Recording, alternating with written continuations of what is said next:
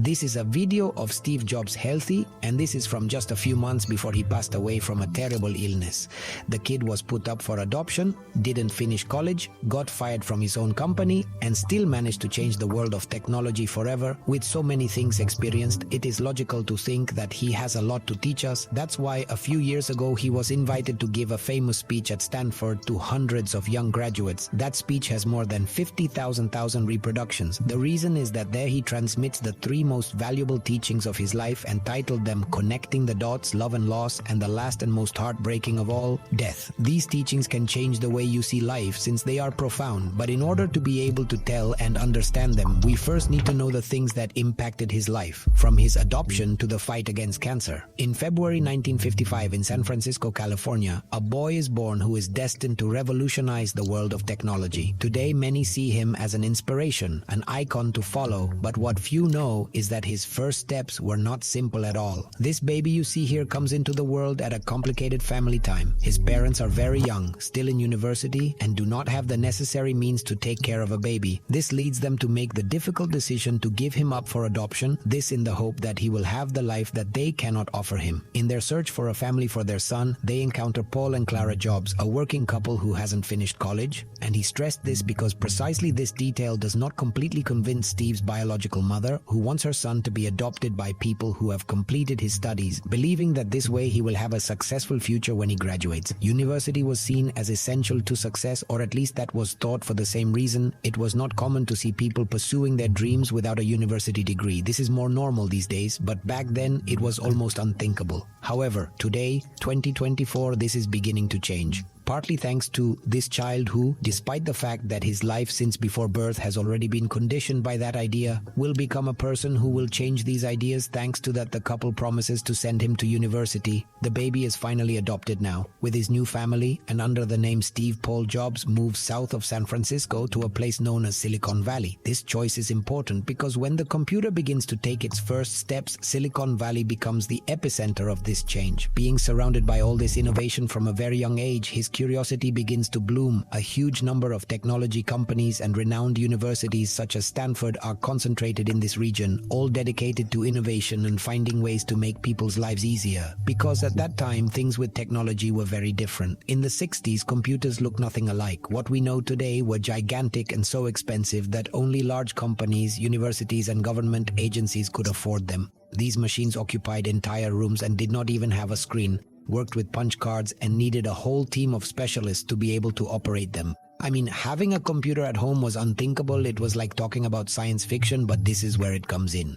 Interestingly, near Jobs' house, the one you're seeing on the screen, there's a guy who's already trying to create a smaller personal computer that can be taken home. Remember this because it's very important. At 12 years old, Steve Jobs already has an insatiable curiosity about technology. He gets by only playing with electronics and immersing himself in a world that completely engulfs him. And this is where one of those stories that changes an entire day happens. He realizes he needs some components to build a home frequency counter. So he picks up the phone, guide him, and calls Bill Hewlett, the co-founder of one of the biggest tech companies of that time, just as you hear a child contacting one of the most important minds of the time. As if nothing grew up, Steve says in an interview that call lasted 20 minutes. Hewlett, surprised by the determination and confidence with which Steve spoke to him, gives him the components he needed and also offers him a position at his company, better known as HPY. This is no small thing, since this door that opens is to a world full of possibilities. This is how the child joins the company's youth club, a space where company engineers teach children and young people the latest innovations in computing. But for Steve, this is more than an experience. It is like entering a new world that, by being surrounded by brilliant minds and the latest technology, gives you first-hand knowledge. This particular experience lays the foundation for his astonishing vision for the future, a vision that over time unfolds and becomes clearer and clearer. You'll see how he gets to a point where he seems ahead of his time,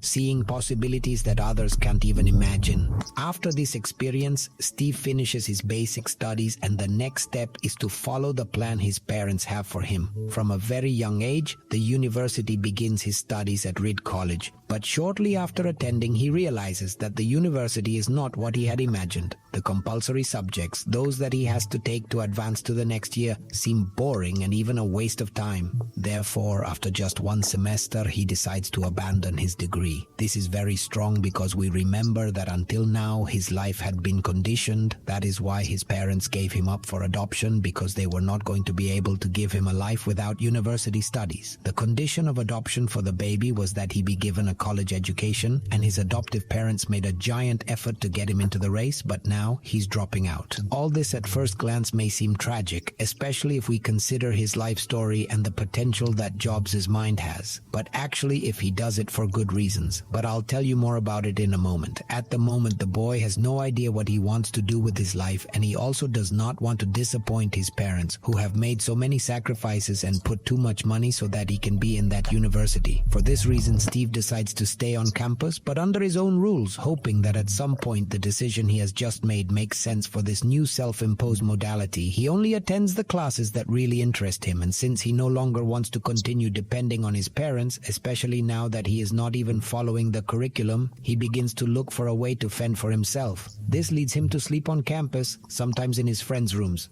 and on more than one occasion to collect cans to sell and get some money to eat. With this, we notice that his interest in learning has actually always been present. Then if so, why did he abandon her? Well, for that we need to understand who or why the current educational system was invented. Education has existed since human beings began transmitting knowledge to others, but the modern education system as we know it today owes much to the Industrial Revolution.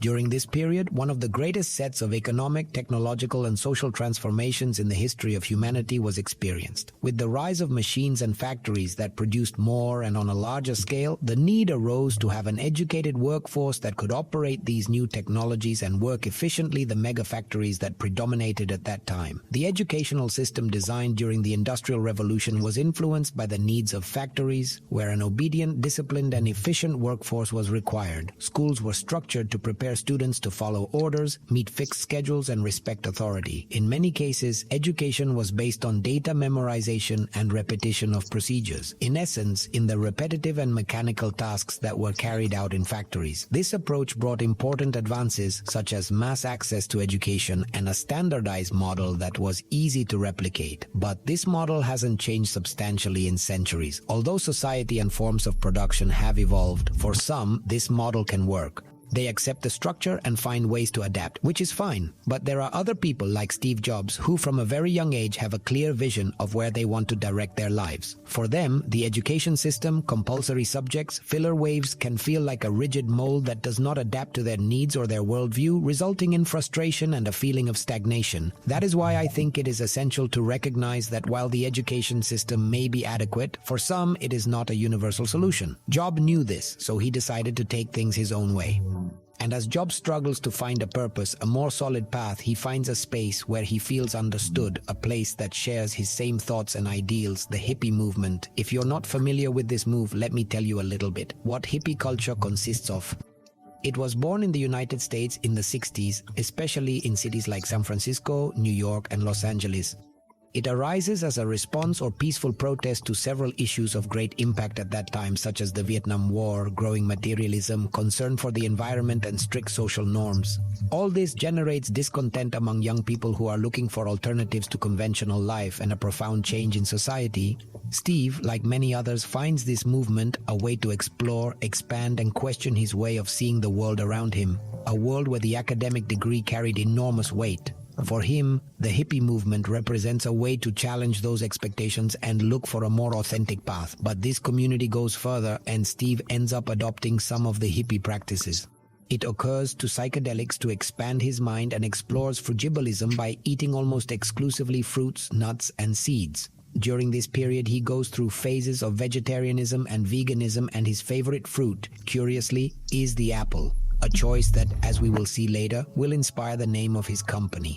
In the meantime, he continues to attend college, although only taking the courses that interest him. This is where, thanks to a course, he discovers calligraphy, learns about the different types, biographies, space variations, and how to combine letters to create something visually unique. Although at the time it seems like a casual interest and will not be of much use in the future, this class will be key to the success of your company later on, influencing the design and aesthetics of your products. What at that moment seems like just a personal interest becomes something fundamental for a future project that will lead him to change the world. After an aimless time at university, and since the air does not eat, the boy completely abandons school, determined to look for work. This is led by an innovative, pioneering video game company called Akari, which years later will release games like Asteroids and Centipede. However, due to complaints about Steve's appearance and smell, our young Jobs ended up leaving the job, although the experience here, as well as everything that has happened so far, becomes an impulse to create his own project. I hope you remember the neighbor I mentioned before, because it is at this time when he takes center stage in his life. This guy with the surname Bosniak is a little older than him and has been working for some time on something that at that time seemed almost impossible, a personal computer, a machine small enough to fit in a home, although in reality for the entire planet, the idea of a personal computer is unthinkable since, as we saw above, computers were giant and very sophisticated things. A relatively small device was something that had only been seen in over-advanced technology like the Elter 8800. This machine aspired to be a personal computer, but it worked without a keyboard or monitor. Instead, he used switches and lights to data input and output, which made it limited and impractical for most people. For this reason, the idea of such a device may be unthinkable, but also revolutionary. Steve's mind was somewhat ahead of the time, so where some see impossibility, Steve sees the future. Also, the idea of creating something accessible to everyone catches Steve's attention in his vision for the future. This project has the potential to change their lives and also the world of technology. But Bosniak not only imagines it, he already has a prototype of this machine that defies any existing concept in technology. This leaves Steve totally surprised because he is the first person he knows who seems to know more than he does in this world. From everything we have talked about so far, Steve Wozniak decides to join forces and they begin working together in the Jobs garage, where it begins to take shape. Something giant.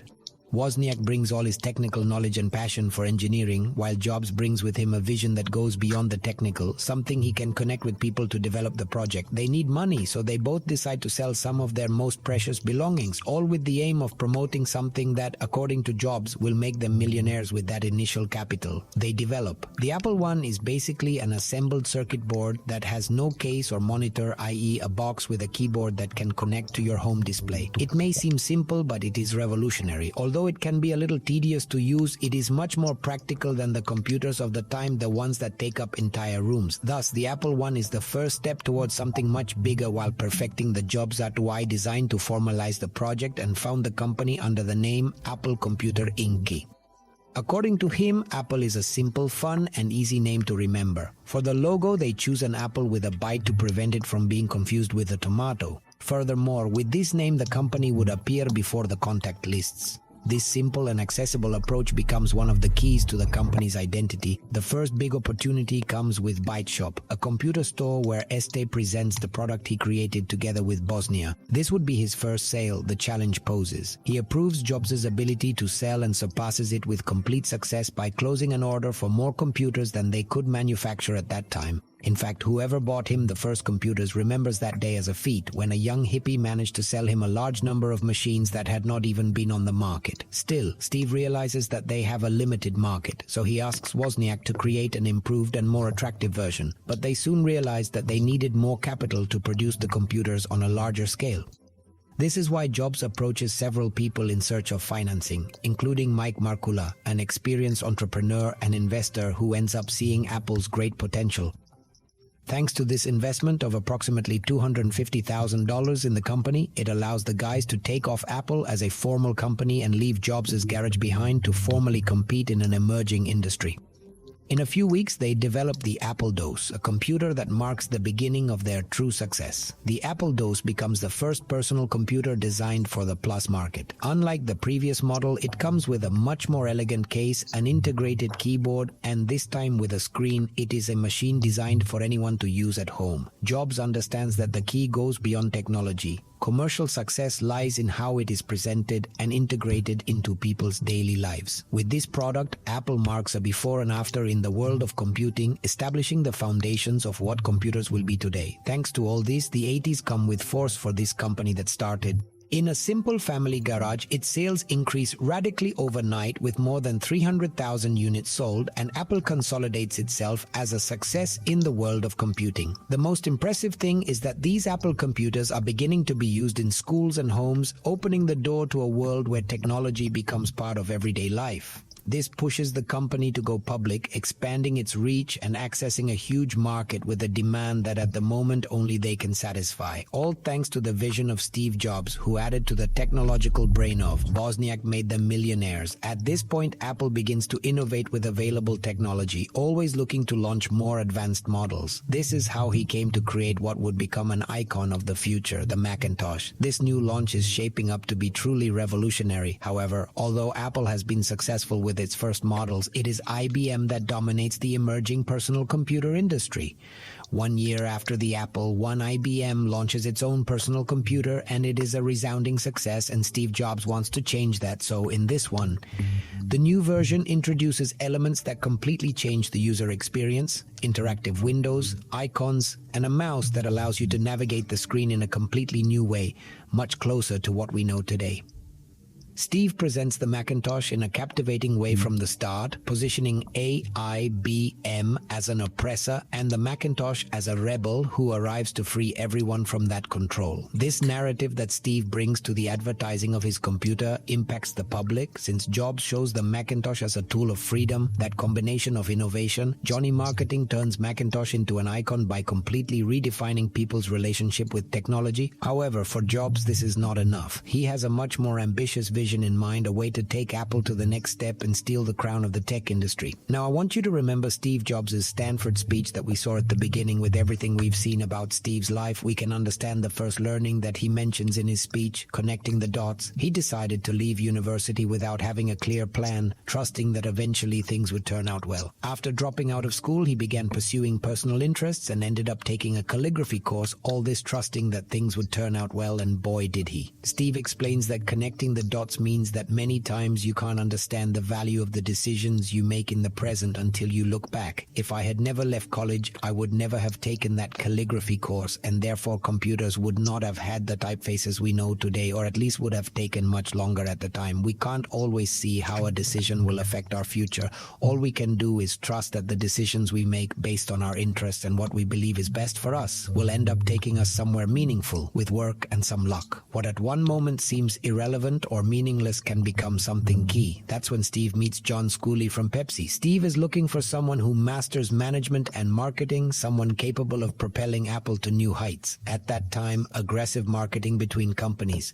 I'm going to do a very popular strategy. A clear example is the famous advertisement where a group of people are given to try Pepsi and Coca-Cola, the two most competitive beverage brands on the market, without mentioning which is which, and they choose Pepsi as their favorite. That kind of direct and bold advertising made a key difference in the competition between big brands. Steve knew he needed someone with that same audacity and vision to take Apple to the next level. So, to convince Schooley, Steve uses a phrase that would become legendary: "Do you want to sell sugar water for the rest of your life, or do you want to come with me?" Why changing the world with that simple but powerful question manages to take the best marketing CEO of the moment, someone who with his experience would help take Apple to new heights. However, at this point, with the growth and so many changes occurring in this company, Wozniak and Jobs begin to have difficulties. Their creative, professional, and personal differences become increasingly evident, so Wozniak decides to resign. Although it is a hard blow for Steve, he keeps going with Apple. Things are getting better and better, but he is so focused on his fight against IBM that he does not perceive a new threat coming: Bill Gates, a young computer genius of his same age who has founded a small company called Microsoft. The most ironic thing about all this is that this young entrepreneur and his team even help Apple develop the operating system for their computers. But without Stimulo noticing, Gates begins to take some ideas for his own project. This gives rise to Windows, an operating system very similar to that of Macintosh, something that over time will cost it everything it has built up to this point. Thanks to the ideas taken from Apple, Microsoft expands rapidly.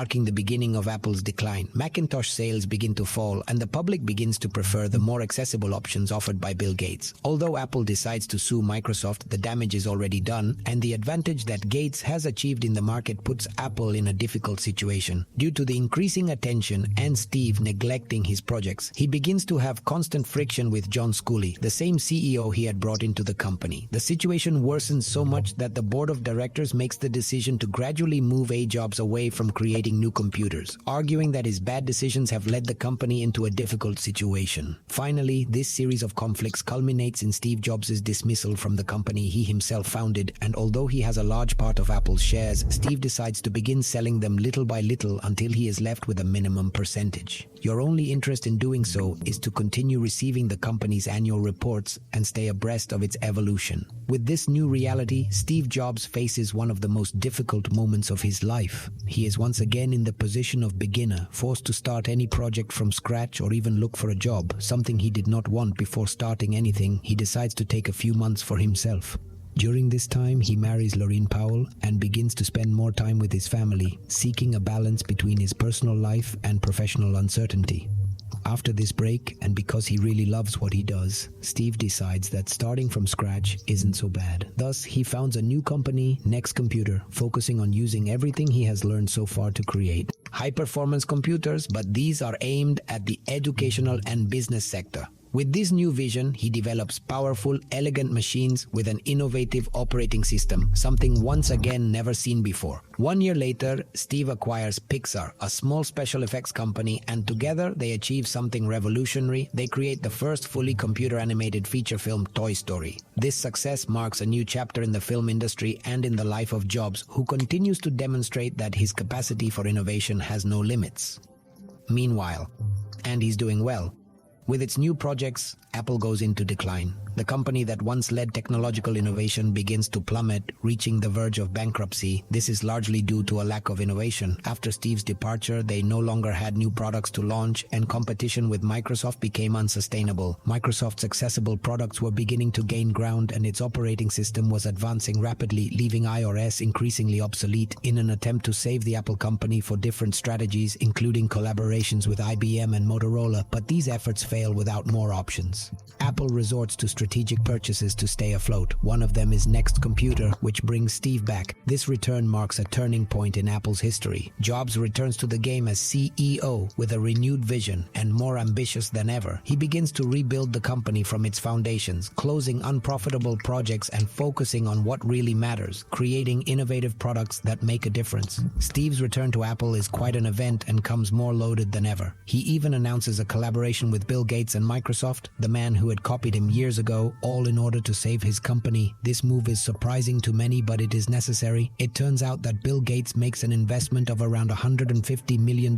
in Apple as part of a smart strategy. With this move, it gives Apple a hand to get out of its financial problems, but it also benefits Microsoft by making its Windows operating system compatible with Mac. Gates ensures his presence in the market while avoiding possible legal conflicts with Steve Jobs from this unexpected alliance. Microsoft Office makes something key for Apple products, which further strengthens the relationship between both companies and contributes to the rebirth of Steve's company. This is where the second teaching of the opening speech comes in, titled by Steve himself as Love and Loss. At this point in his life, he was fired and lost his own company. A pretty hard blow, but instead of giving up, withdrawing, or being defeated by circumstances, he kept going. However, this moving forward was not motivated by excessive ambition for success or economic necessity, was it? In his own words, Steve says this was only possible because he loved what he did. Also, it reminds us that work is going to fill a big part of your life, so the only way to be truly fulfilled is by doing what you consider to be great work, and the only way to do great work, I think, is by loving what you do. If you haven't found what you love yet, don't worry, you can always give a new and better meaning to what you do, and you just don't find it. You can always try new things, even if it's in small steps. As long as there is life, there is possibility. After this return, Apple Jobs begins to implement drastic changes in the company with an approach focused on creating a more efficient company and oriented to key products, those that could really make a difference in the market. In his return to the world of technology, Steve launches the iMac, a desktop computer that stands out for integrating all its components within the monitor and being ready to connect to the internet. And yes, since it's already the late 90s, the rise of the internet transforms the way the world interacts, allowing people to access an immense amount of information and communicate instantly with each other. The iMac facilitates this connection by joining humanity in a global network. Thanks to this, Apple once again becomes a sales success, marking the beginning of a series of innovations that changed the course of history after its return.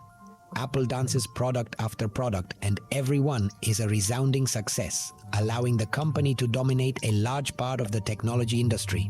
Among these products is the iPod, which completely revolutionizes the way of listening to music in a time where low-capacity CDs and MP3 players were the norm. The iPod stands out for being a compact device, easy to use, and with the ability to store up to 1,000 songs.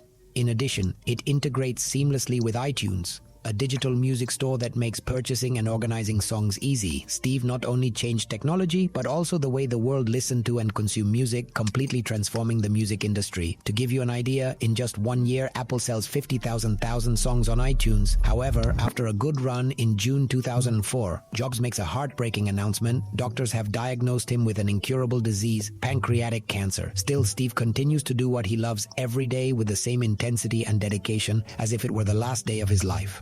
After a time of studies and treatments, they finally operate on Steve Jobs, and surprisingly better, or at least that's what he believes at the time. 1 year later, fate seems to give him a unique opportunity. Stanford University invites him to give a speech to the young people graduating that year, which would be the closest thing to a graduation for him that day in front of a crowd. Steve. He offers a speech of 3 important points and what he has learned about life and his rise to success.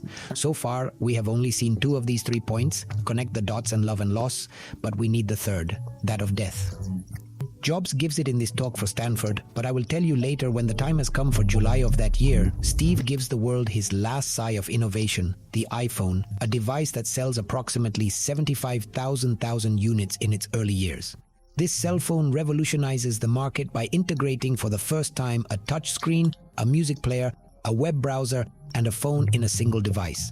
Its sleek and minimalist design makes it a status symbol, offering a more intuitive experience with simple gestures such as swiping, tapping, and zooming. In addition, it is equipped with iOS 1, closed operating system, and a significant advance in camera quality. For this and more, this invention and the way it is presented becomes a before and after in the world, as it lays the foundations for the millions of phones that would be produced in the future, all based on the iPhone.